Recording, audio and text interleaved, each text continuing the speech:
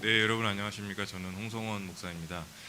사실 원래 저는 그 11월에 수련회 때 저를 초청해 주셨는데 제가 사실 일터 또 직장 선교에 굉장히 또 하나님께 주신 마음이 있어서 제가 자원해서 오늘 말씀을 전하기로 했습니다. 저는 그 아까 말씀드린 대로 아시아 프로제리안 재단은 아니고 작은 NGO를 섬기고 있고요. 대한예수교 장로회 통합 측 목사입니다. 동두천에 있는 동령교회라는 작은 교회를 섬기고 있습니다. 그리고 또 알파 색채라고 그 물감 회사인데 그 회사에서도 이렇게 또 선교 담당을 하고 있습니다. 오늘 이렇게 여러분들 만나 뵈서 정말 반갑습니다. 사실 원래 제가 그 구민선 간사님께 전해드린 말씀은 다른 말씀이었는데 주말에 기도하면서 좀 하나님께서 주신 마음이 있어서 말씀을 바꿨습니다. 그래서 여러분들에게 양해를 구하고 주보에 있는 말씀이 아니라 지금 파워포인트에 나와 있는 말씀인데요. 누가복음 15장 20절 말씀입니다. 누가복음 15장 20절 말씀입니다.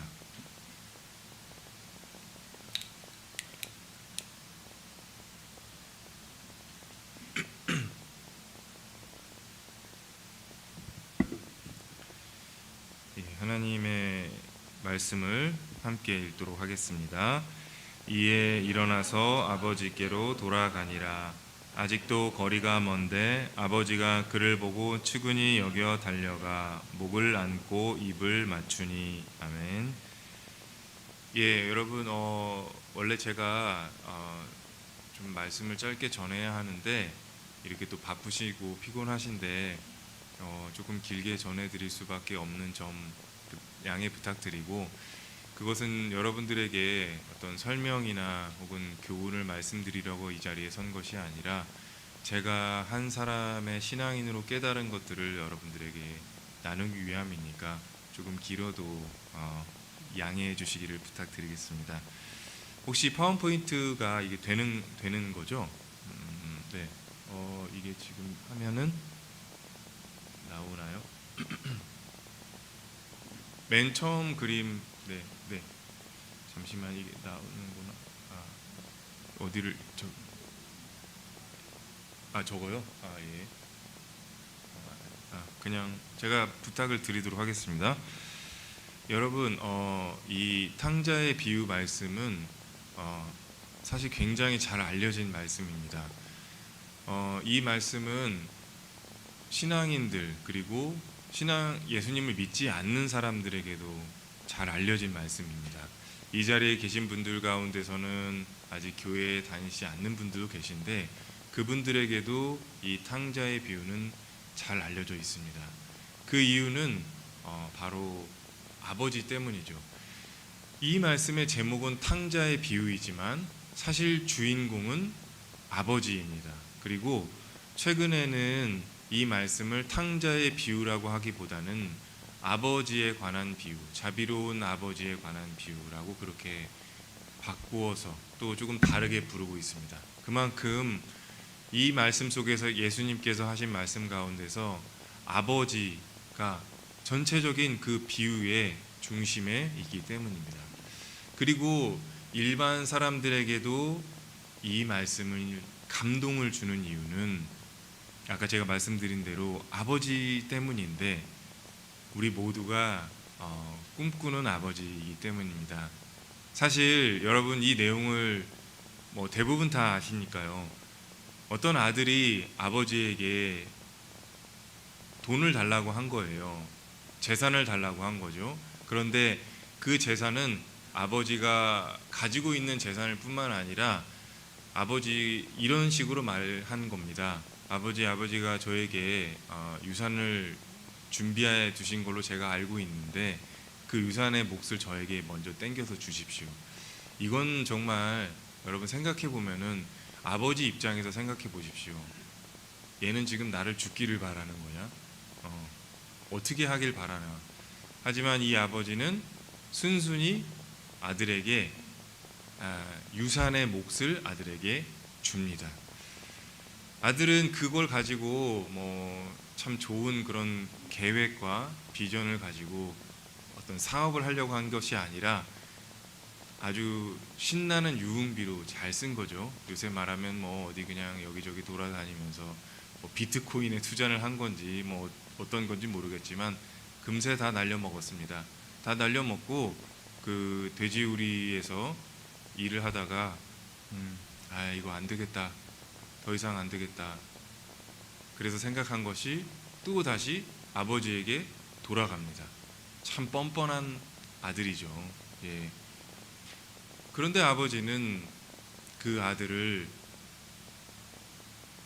우리가 저도 아빠이지만 이 정도의 어떤 잘못을 한 아들에게 눈에 딱 띄었으면 어떻게 하겠습니까? 예. 저도 사실 굉장히 무섭고 또 열심히 성실하신 아버지 밑에서 자랐기 때문에 굉장히 저도 이 말씀을 어릴 적부터 읽을 때마다 우리 아버지도 이런 아버지였으면 하는 마음이 있었거든요. 이건 딱 눈에 그려집니다. 여기가 어디라고 기어들어오냐. 그러면서 어떤 굉장한 그런 어떤 폭행과 폭언이 가해지고 뭐 사실 그래도 당연한 거죠. 그러나 이 아버지는 아들을 향해서 달려갔고 아들을 안아주었습니다. 그리고 그 뒤에 보시면 아들을 위해서 잔치를 베풀어 주었습니다. 이 그림은 이 성경의 이 말씀, 탕자의 비유에 관한 말씀으로 그림을 그린 가장 유명한 렘브란트라고 하는 화가의 탕자의 귀향이라는 그림인데, 저도 사실 미술 전문가가 아니라서 그림을 잘 모르지만 이 그림의 속에서 당연히 저 탕자를 안아주고 있는 아버지와 탕자, 그리고 이쪽 편에는 왠지 차가운 눈으로 보고 있는 형과 또 나머지 가족들의 모습. 사실은 오른쪽 편에 있는 그 시선들이 우리들의 당연한 모습이죠. 그러나 이 아버지는 그를 정말 포근하게 잘 안아주고 있었습니다. 이 말씀이 사실 전체의 이 성서 가운데서 여러분 가장 중요한 말씀입니다. 정말 중요한 말씀입니다. 그것은 제가 이 말씀을 전해가면서 알려드리도록 하겠습니다. 저도 이 말씀에 관해서 신학교에서 공부를 하면서 이 말씀이 이런 의미가 있구나 라는 것을 머리로 알게 되었습니다. 그리고 제가 사역을 나가면서 많은 사람들에게 이 말씀에 관해서 가르쳐 주면서 그것은 사실 저의 어떤 지식이나 이런 정보들을 이야기하면서 사람들이 고개를 끄덕일 때마다 그래, 왠지 저도 모르게 제가 사람들에게 인정받는 것 같은 그런 생각을 하게 됐죠. 하지만 하나님께서는 저에게 이 말씀을 그저 지식이 아니라 머리가 아니라 마음으로 저에게 깨닫게 해 주셨습니다. 그것은 제 아들 때문인데요. 제 아들은 지금 18살인데 우리나라에 사실 원래는 한 명 있다고 알려져 있었는데 최근에 2명이 더 발견되었습니다. 선천성 소아조로증이라는 희귀 질환을 앓고 있습니다. 이 병은 태어날 때부터 유전자 전체의 결함으로 인해서 노화가 굉장히 빠르게 진행이 되는 그런 병이죠. 이건 이렇게 됐고요. 그래서 전 세계에 지금 현재까지 한 140여 명이 있는 것으로 알고 있고, 제가 이 선천성 소아조로증, 프로제리아 신드롬이라는 이 병에 관한 그런 작은 NGO를 만들어서 만나본 그런 아이들은 대부분 다 비슷하게 생겼습니다. 유전자 전체의 어떤 결함으로 인해서 머리카락이 없고 또 많은 부분들이 약하죠. 현재까지 전 세계에 140여 명 정도 있는 것으로 그렇게 알려져 있습니다. 저도 참 이 병 제 아들의 이 병을 알게 되었던 그런 참 때가 18살인데 한 10여 년 전에 그렇게 알게 되었습니다. 네. 오늘 이 말씀에서 여러분 아버지가 아들을 향해서 느끼는 그 마음이 이 20절에 기록되어 있는데 그 단어가 측은히 여겨라는 그 단어입니다. 측은히 여겨라는 이 단어를 헬라어로는 스프랑크니 조마이라고 하는데 뭐 아침부터 제가 여러분들에게 이걸 말씀드리는 거는 여러분들에게 무슨 자랑을 하려고 하는 것이 아닙니다. 사실 이 단어는 우리나라 말로는 측은히 여겨라고 그렇게 기록되어 있지만 이 단어가 가진 이 헬라어 스프랑크니 조마이라는 이 단어로만 해석될 수 있기 때문에 여러분들 굳이 이 단어를 보여드린 것인데 이 단어는 어떤 뜻이냐 하면은 인간의 내장이라는 내장, 이 전체의 내장을 뜻하는 그 헬라어에서 파생된 말입니다. 그래서 내장이 끊어질 것 같은 그런 고통을 느끼다, 내장이 뒤틀릴 것 같은 그런 어떤 감정을 상대방에게서 느끼다라는 그런 단어인데 우리나라 말로는 측은히 여겨라고 그렇게 기록되어 있습니다. 이 단어가 특별한 이유는 신약 성서에서 아주 굉장히 제한적으로 사용되고 있는데 오직 예수님에게만 이 단어가 사용됐습니다. 그래서 우리나라 이 성경에는 측은히 여겨, 불쌍히 여겨, 민망히 여겨 여기서 이런 단어들이 조금씩 다르게 번역되어 있지만 전부 다 예수님께서 우리를 향한 그 마음. 여러분, 우리가 예수님을 믿는다라고 하고 또 그리스도인이다라고 말을 할 때에 과연 그러면 예수님을 믿는 것이 무엇인가 라고 물어보면 생각보다 참 죄송하게도 잘 대답을 하지 못합니다. 물론 예수님을 믿는다는 것은 나의 죄를 대신해서 십자가에 달려 돌아가신 예수 그리스도의 그 은혜와 사랑을 믿고 구원을 받는다. 그것은 여러분 이 자리에서 제가 이 시간에 좀 충격적인 이야기지만 그것은 일종의 어떤 예수님을 믿는 것에 대한 정의이지 예수님을 믿는 것의 깊은 정말 본질적인 의미가 무엇인가라고 하는 것은 사실은 그것은 아닙니다. 일종의 그것은 교리이고 어떤 선언인 것이지 정말 예수를 믿는다는 것이 무엇인가 라고 하는 것에 대한 정의는 여러분 안타깝게도 아닙니다. 예수님을 믿는다는 것은 좀 더 우리가 실제적으로 고백한다면 예수님과 함께한다는 것이고 그 함께한다는 의미는 뭐냐? 예수님의 마음과 내 마음을 같이 간다는 것입니다. 왜냐하면 그저 예수님이 우리가 생각하는 믿음의 대상으로만이 아니라 살아계신 존재이시고 우리와 함께하시는 분이시기에 함께한다는 것은 그 마음과 생각과 뜻을 공유한다는 것입니다.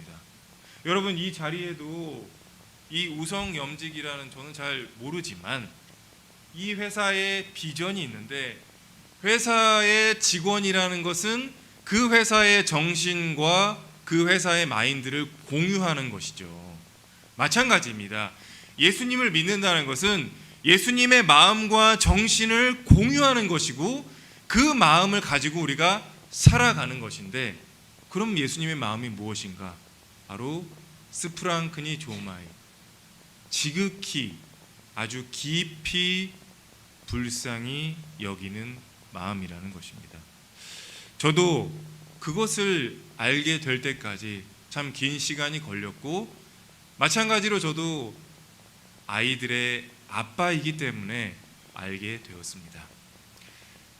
아빠가 된다는 것, 부모로 살아간다는 것, 특히 신앙인의 부모로 살아간다는 것은 자식이 잘 되기를 기도하고 바라고 바른 길로 가는 것, 그것이 모두 다 여러분 굉장히 어떻게 보면 목적 지향적이고 또 뭔가에 대한 기대를 가지고 그렇게 이야기하는 것입니다.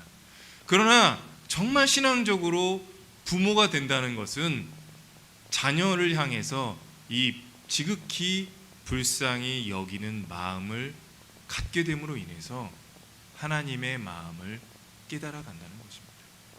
부모가 되어서도 내 자녀와 혹은 내 가족을 향한 그런 이 지극히 불쌍히 여기는 그 마음들이 부족할 때에 예수를 믿는 가정도 굉장히 따뜻하거나 혹은 뭔가 평안하기보다는 오히려 신앙의 가정이 더 힘든 가정들도 있죠. 왜? 이 땅에 오신 예수님께서 우리를 구원하실 때 그저 우리를 불쌍히 여기시고 우리를 안타깝게 여기셔서 우리를 위해서 십자가에 달려 돌아가셨지만 어느새 우리는 예수님을 믿는 신앙인으로 살아가면서 많은 조건들이 있습니다. 내가 열심히 예수님을 믿어서 뭔가 잘 돼야지, 내가 열심히 예수님을 믿어서 내 삶이 나아져야지, 내 가정이 좋아져야지, 이런 기대감들이 많이 있는 것이죠. 그러나 그것은 본질적으로 신앙의 이런 어떤 본질과는 벗어나 있습니다. 신앙은 그 뒤에 오는 그 무엇은 아주 부수적인 것입니다.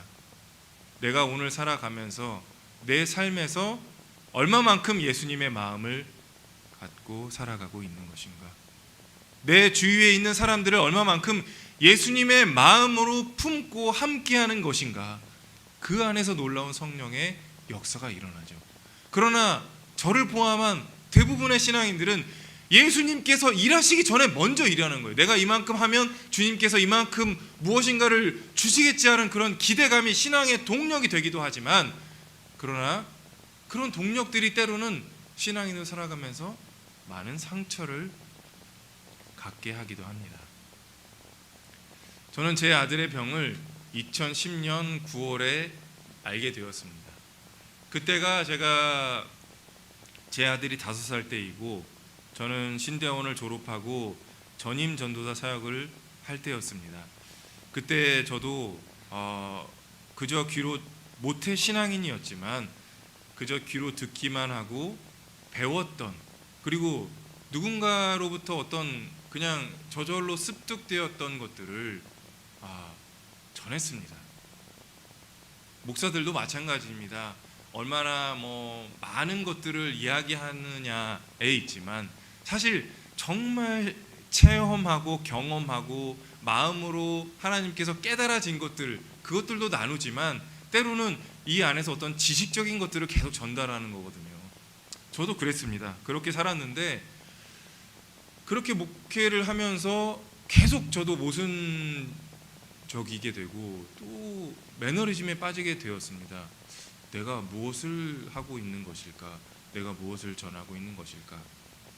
그렇지만 또 제 한편으로는 제 아들이 태어난 지 얼마 되지 않았을 때부터 여느 아이들과는 달랐습니다. 이 선천성 소아조로증이 그렇게 계속 진행이 되고 있었습니다. 어렸을 때 여러 병원에 다니고 또 검사도 받았지만 그때 당시에는 이 병에 관한 정보가 전혀 없었기 때문에 그냥 모르겠다고, 병명을 알 수 없다고 그렇게 이야기를 했습니다. 그럴 때 신앙인들이 하는 것은 다 비슷합니다. 이것이 하나님께서 나에게 주신 어떤 연단이구나, 이것이 하나님께서 주신 나에게 하나님께 더 가까이 가게 하기 위해서 나에게 주신 그 무엇인가 보다, 그렇게 생각을 했습니다. 그리고 열심히 기도를 했죠. 제가 그래도 목회자의 길을 가는데 어떻게 이 아들이 아픈 것을 그냥 볼 수 있겠습니까? 저도 제가 할 수 있는 최선을 다했습니다. 기도원도 다니고 매일 새벽마다 저녁마다 기도했습니다. 아들이 뭔가 좀 이상한데 병명은 찾을 수 없고, 하나님, 제가 기도해서 이 아들을 좀 낫게 해주십시오. 또 그때 기도를 열심히 할 때는 그래, 내가 이 아들의 병을 기도를 통해서 고침으로 인해서 하나님께서 나에게 목회자로서 사용하실 때 필요한 그런 어떤 능력을 주시는 그런 과정이려니 생각을 했죠. 조금 기대를 가질 수 있었던 것은 차라리 이 아이가 어떤 행동이나 말하는 데 있어서 부족했다면, 좀 많은 것들이 결함이 있었다면 포기를 했을 텐데 너무나 멀쩡했고 또 행동도 그냥 정상적이었기 때문에 그저 그냥 머리카락이 나는 그렇게만 되면 건강해지는 것이구나, 회복되어지는 것이구나, 그렇게 생각을 했었습니다. 하지만 아이는 계속 자라면서 조금씩 더 이상해져 가기 시작했고, 저는 그때부터 어떤 마음의 갈등을 겪었습니다. 열심히 기도하고 최선을 다해서 나도 사역하고 있으면, 그리고 내가 배워왔고 들어왔던 것에서는 당연히 하나님께서 이것을 고쳐주시는 것이 맞는 것인데 왜 내 아이는 이렇게 계속해서 뭔가 점점 더 이상해져 가는 것이지? 하지만 그러면서 불구하고 아니야, 이것은 믿음이 부족하기 때문이야, 이것은 내 마음이 약하기 때문이야. 여러분 다들 경험한 것 아닙니까? 억지로 나를 그렇게 계속해서 하죠. 하지만 결국에는 제 아들의 이 병을 알게 되었습니다. 그때가 말씀드린 대로 제 아들이 5살 때 또 전임 전도사 사역을 하고 있을 때였습니다. 저는 그날 밤에 아들의 병을 알게 된 날 병원에서 이제 더 많은 검사를 해야 된다고 했습니다. 그래서 원래는 엄마가 같이 있어야 되는데 그때 또 동생이 3살이었고 같이 병원에 있을 수가 없어서 엄마와 제 딸은 집에 있었고 집으로 갔고 아들과 함께 병원에 있었습니다. 아들을 위해서 늘 해왔던 많은 기도들을 생각하면서 아들과 함께 있으며 기도를 하려고 했는데 기도가 나오질 않았습니다. 제 마음속에서 내가 어떻게 기도를 해야 될까? 그렇게 아들을 건강하게 해달라고 하나님께 수천 번이 뭐야, 수만 번도 넘게 기도를 했는데 이게 뭘까? 어떻게 해달라는 기도를 해야 될까? 그저 막막하기만 했고 너무 억울했습니다. 내가 하나님께 기도했던 그 모든 기도들은 무엇이었을까? 내도 나름대로 하나님 앞에서 최선을 다했는데 그 결과가 이런 것이라니. 한참이 아니 좀 긴 시간 동안 그냥 울고 어떻게 할지 모르고 있다가 하나님께 내뱉은 한마디는 왜 그러셨어요? 였습니다. 하나님, 왜 그러셨어요? 처음에는 아주 점잖게 시작을 했지만 한 번 그렇게 말을 뱉고 나니까 왜 그러셨어요? 라고 하고 난 이후에 왜 그랬어? 라고 말이 짧아지더라고요. 왜 그랬어? 그 다음엔 더 짧아졌어요. 왜? 그리고 여러분 너무 죄송합니다. 아침부터 막 욕이 나오는 거예요. 하나님께. 그런데 저도 모태신앙인이고 어디 감히 하나님께 그렇게 하겠어요. 그러니까 저도 하나님 죄송합니다. 제가 주님께 지금 웃으면서 이야기할 수 있지만 하나님, 제가 어떻게 감히 주님께 이렇게 할 수 있겠습니까? 라고 하다가도 또 다시 기도하다 보면 그냥 야가 나. 너 뭐야? 그러면서 그때는 뭐 그냥 이렇게 소리만 지르는 게 아니라 막 울고 뭐 미친 사람처럼 그랬죠. 그런데 저는 그러면서도 그렇게 간절하게 하나님을 사실은 찾았거든요. 하나님께서 저에게 그렇게 몸부림치는 저에게 무엇인가를 보여주거나 말씀해 주실 거라고 기대를 했습니다. 그러나 그날 밤에 저는 정말 제가 인간적으로 정말 몸부림치면서 비록 하나님께 매우 예의 바르지 않게 그렇게 하나님을 찾았지만 하나님은 그때 어떤 것도 저에게 보여주시거나 말씀해 주시지 않았습니다. 그날 밤에 저는 하나님을 향한 내가 그렇지, 심지어 이렇게까지 가더라고요. 그래, 없었잖아. 당신은 없었잖아. 내가 뭘 하고 있었던 거냐. 그러면서 난리를 쳤죠. 돌아보면 하나님이 없었던 것이 아니라 그동안 제가 믿어왔던 신앙이 잘못되었다는 거죠. 아까 말씀드린 대로 하나님을 믿으면 잘 될 것이라는, 이것은 참 죄송하지만 그것은 하나님의 선택이지 필수는 아닙니다. 그러나 우리는 어느새 신앙인으로 살아가면 하나님께 그저 필수적으로 하는 거죠. 제가 이렇게 하는데 어떻게 하나님께서, 그것은 하나님께 대한 어떤 진정한 마음이 아니라 어떤 나의 인간적인 열심이죠. 저는 그날 그 모든 것들을 하나님께서 다 깨트리셨습니다. 신앙인으로 살아가면서 힘든 것은 하나님 때문에 힘든 것이 아닙니다. 상대적으로 힘든 거예요. 왜? 누구는 예수를 믿고 잘 된다고 하거든요. 교회도 마찬가지입니다. 교회 생활을 하면서 웃으면서 편안하게 다니는 사람이 있는가 하면 교회를 다니면서도 조용히 있는 사람들이 있거든요. 다 비슷합니다. 어려움이 있으면 이렇게 움츠러들게 되고 그냥 잘 되는 일 있으면 떳떳하게 되는 거죠. 언제부터 교회가 잘 되는 사람들이 자랑하는 곳입니까? 하나님의 말씀 독에서는 바울 사도는 나의 연약함을 자랑하라고 했는데 이미 교회가 많이 변한 거예요. 그러니까 이단들이 나타나는 거죠. 그저 그냥 잘 된다는 것에 현혹되다 보니까 무슨, 요새 최근에 넷플릭스에 보니까 무슨 이름을 담기도 힘든 그런 사람들. 그리고 제가 제 동네에, 죄송합니다 갑자기 딴 얘기를 해서, 안상홍 하나님의 교회가 있는데 그 근처에 엄청 큰 교회가 있어요. 그래서 뭐 이렇게 커? 그러고 가보니까 더 웃긴 거는 그 이단 교회 앞에 신천지의 출입을 금함리에 써 있는 거예요. 야, 그래서 진짜 신천지는 모두에게 다 이단이구나. 이단들이 자기 이단을 또 까는 거예요. 막 금지한다고. 근데 저는 한편으로 그런 생각이 드는 거예요. 왜 이렇게 한국에는 교회도 많지만 이단이 많을까? 왜? 그냥 잘 되는 것에 대해서 너무나 많은 사람들이 생각하고 있기 때문이죠. 예수님을 믿는다는 것과 잘 된다는 것은 예수님의 선택적인, 그것은 예수님의 그런 어떤 자의적이고 주관적인 은혜인데 이미 우리는 예수님에 관한 그 은혜를 너무나 우리가 강하게 갖고 있는 것이죠. 저도 그래서 힘들었습니다. 나서야죠. 건강해야죠. 회복해야죠. 왜 내 아들이, 더군다나 목회를 하는 내가 이렇게 아들이 연약하다는 것을 어떻게 제가 할 수 있겠습니까? 라고 너무나 힘들었고 부끄러웠습니다. 그러나 하나님께서는 그런 저의 교만하고 연약한 부분들 다 깨트리는 과정을 겪게 하셨습니다. 이사야 55장 8절 말씀에는 이렇게 기록되어 있습니다.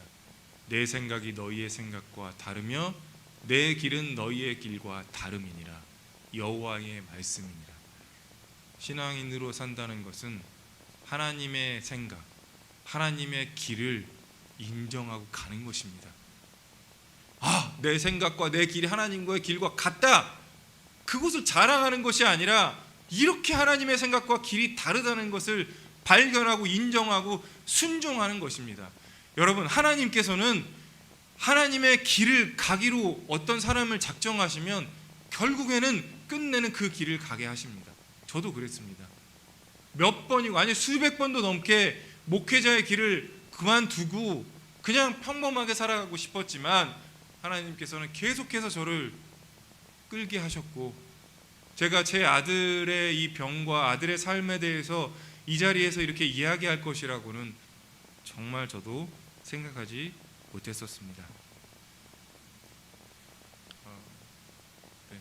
이건 뭐 시간 관계상 다 생략을 하고, 그렇게 아버지가 된다라는 그 책과 영화가 있는데 꼭 한번 보시길 바랍니다. 부모로 살아간다는 것은 내 아이에 대해서, 내 자녀에 대해서 깊은 공감과 동정심을 갖는 것입니다. 그것은 정말 대단한 것입니다. 왜냐하면 그것을 통해서 하나님 아버지의 마음을 공감할 수 있기 때문입니다. 왜 우리 이 땅에 예수님께서 굳이 우리를 위해서 십자가에 달려 돌아가셨냐? 우리를 구원하시기 위함입니다라고 하는 것은 목적입니다. 목적. 너무나 목적적으로 그렇게 해석하는 것이 신앙이 아닙니다. 그 전에 너무나 불쌍히 여기셨기 때문입니다. 당신이 대신 우리를 위해서 죽지 않고서는 죄의 문제와 우리의 그런 강팍함의 문제가 해결되지 않기 때문에 그 불쌍히 여기시는 그 마음으로 이 땅에 오신 것이거든요. 그것을 우리가 얼마만큼 이 땅에 신앙인으로 살아가면서 공감하느냐가 신앙인의 삶입니다. 아빠로서 살아가는 것, 엄마로서 살아가는 것, 부모로서 살아가는 것은 바로 그 마음, 이 스프랑크니 조마이의 마음을 경험하고 공감하고 하나님과 교감하기 위함입니다. 제 말씀이 너무 지루해서 길어서 좀 죄송하고, 이제는 잠을 혹시 피곤하신 분도 깨셔야 됩니다. 왜냐하면 아주 끔찍한 사진이 여러분을 기다리고 있기 때문인데요. 자, 여러분 정신 차리시고, 네, 이 사진을 이제 보여주는 동안에도 주무시는 분은 너무 안 됩니다. 자, 모든 부분을 많이 생략하겠습니다. 많이 생략하고, 제가 제 아들에 대해서 그냥 안타까운 마음만 들다가 하나님께서는 저에게 마음을 주셔서 아들을 정말 불쌍히 여기기 시작했고, 그러다 보니 정말 제가 제 아들이 매일매일 애타는 심정이었습니다. 의사가 제 아들의 병을 이야기하면서 언제까지 살 수 있을지 모르겠다라고 이야기했고, 저는 제 아들이 5살 때 알게 됐고 지금 18살이 되는 이 시점 동안에 매일 밤마다 제 아들이 이렇게 내 곁을 떠나는구나 라는 그 불안감 속에 살았습니다. 이건 정말 사실 참 고통스러운 일이죠.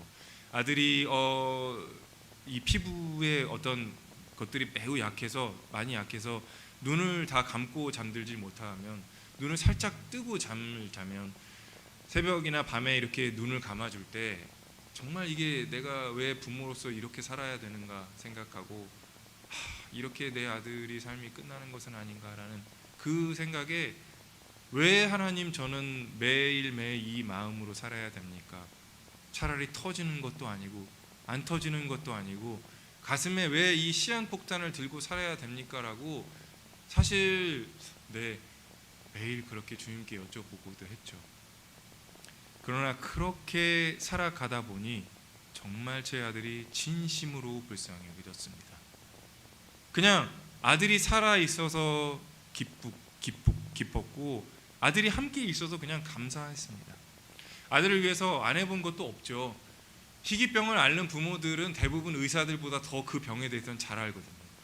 열심히 연구를 뒤지다 보니까, 서치를 하다 보니 미국에 이 재단이 있다는 것도 알게 됐고, 이 병에 대해 연구하는, 가서도 많은 시도도 해봤지만 다 실패였습니다.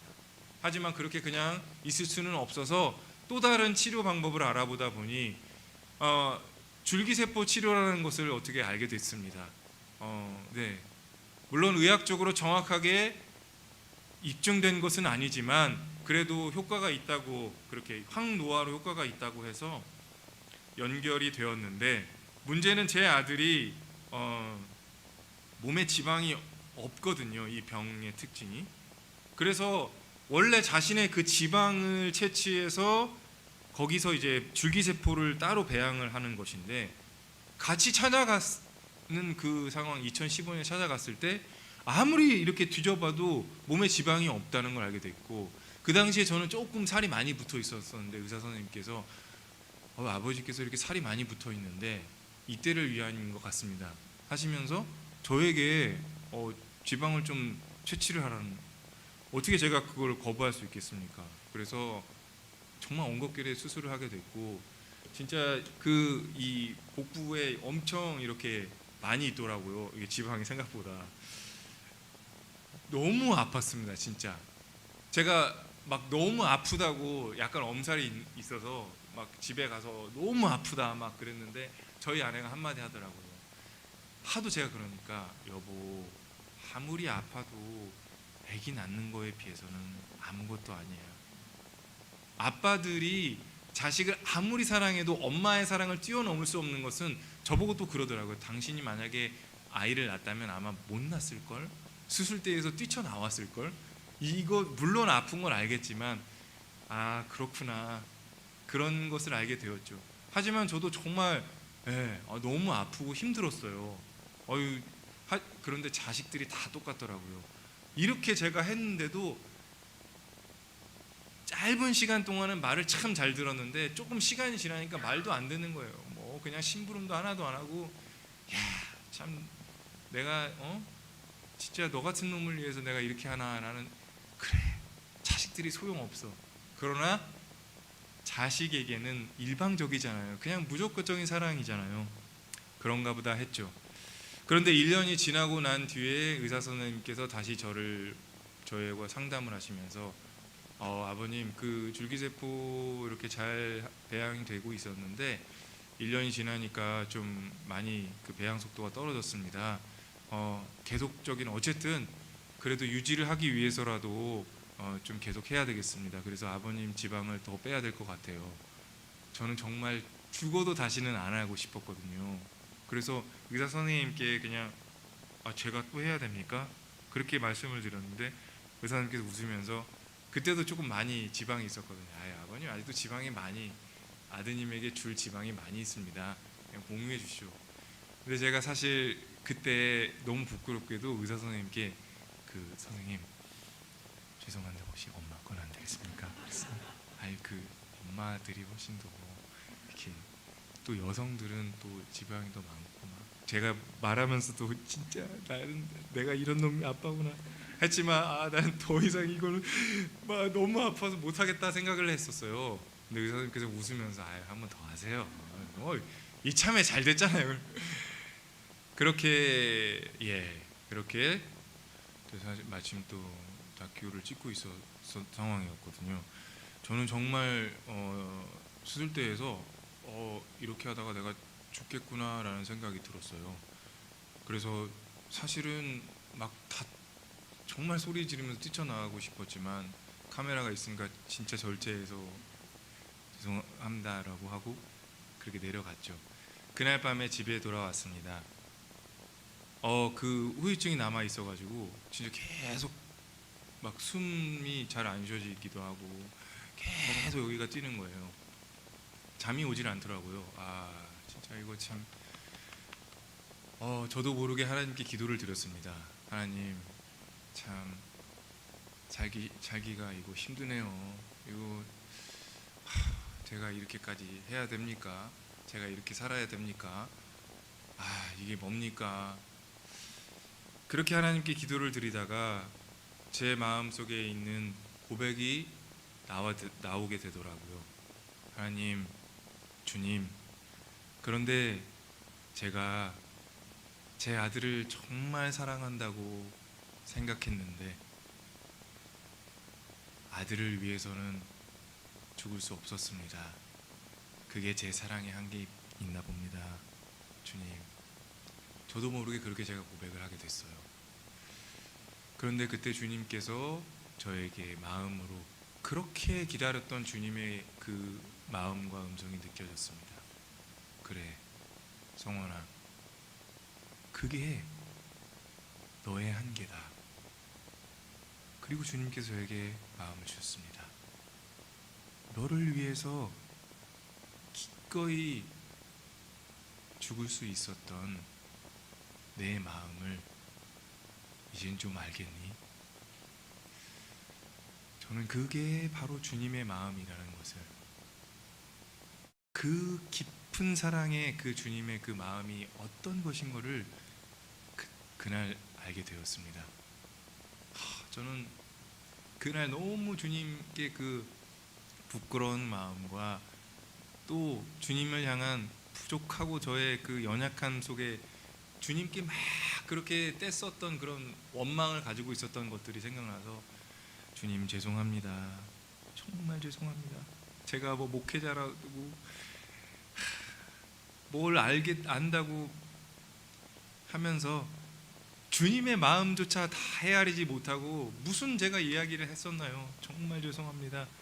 진짜 주님 앞에 고백의 기도를 드렸을 때 주님께서 저에게 아니다, 성원아, 그래도 너만한 아빠 없어, 너만한 아빠 없다, 저를 위로해 주시면서 그래서 너에게 먼 길을 맡겼다.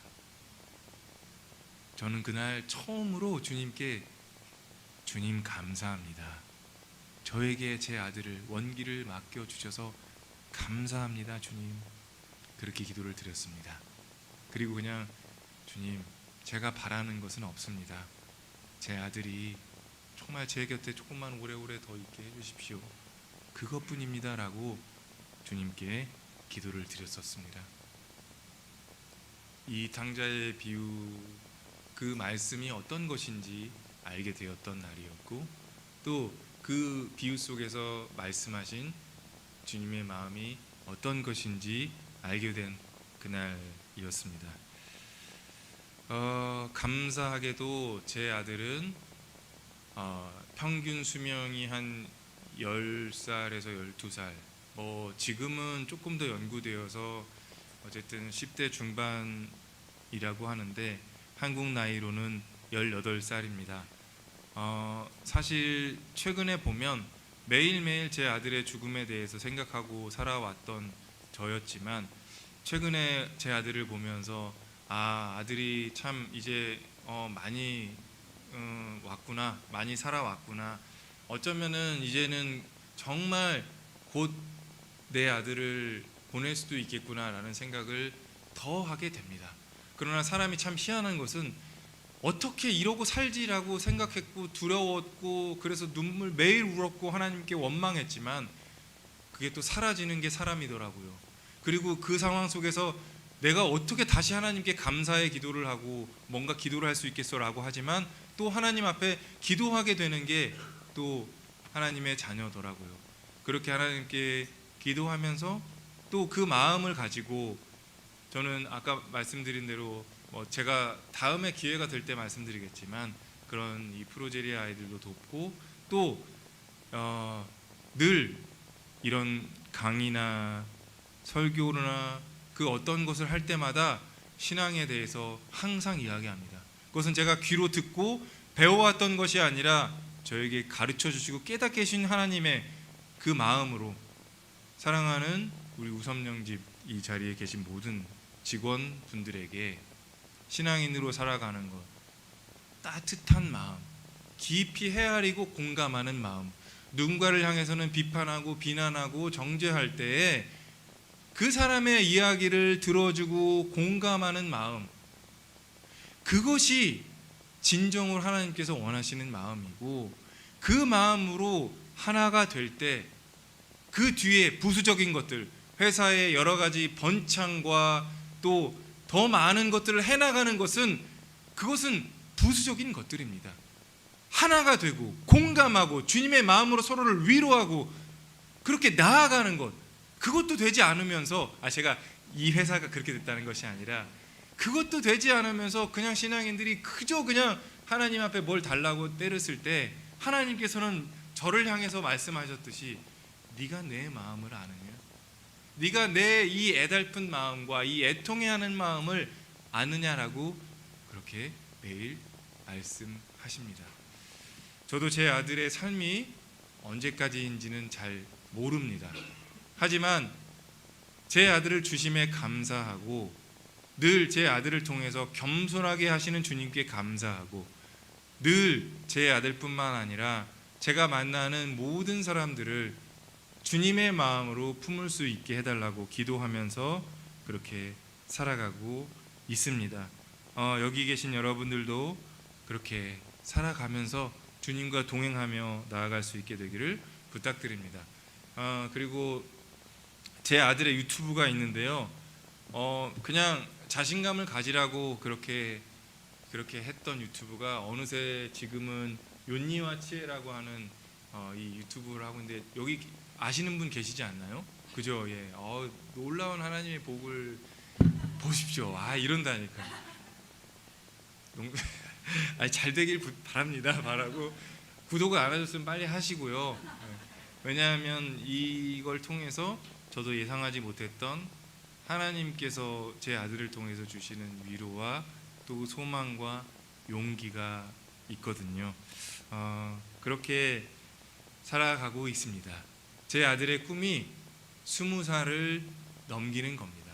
저도 제 아들을 보면서 참 존경하는 마음이 갖고 있는 것은, 저렇게 정말 머리카락도 없고 너무 연약하지만 누군가를 불평하지 않고 하나님을 원망하지 않고 감사하게 즐겁게 살아내고 있습니다. 내가 내 아들이었다면, 내가 원기였다면 내가 이렇게 살아갈 수 있을까? 그런 생각을 해요. 그래서 저는 청소년들한테 이야기할 때는 항상 이야기합니다. 내 원기를 봐라. 목숨을 끊는 것이 어떤 미디어의 잘못된 영향으로 무슨 위대한 일처럼 이야기하지만 포기하지 말고, 너희들은 머리카락도 있고 건강한 몸도 있고 키도 있고 미래도 있으니 감사하게 살아라. 그리고 즐겁게 살아라. 여러분도 마찬가지입니다. 매일매일 할 수 없을 만큼 최선을 다해서 감사하게, 그리고 행복하게, 그리고 따뜻하게, 즐겁게 함께하며 살아갈 수 있게 되기를 주님으로 부탁드리겠습니다.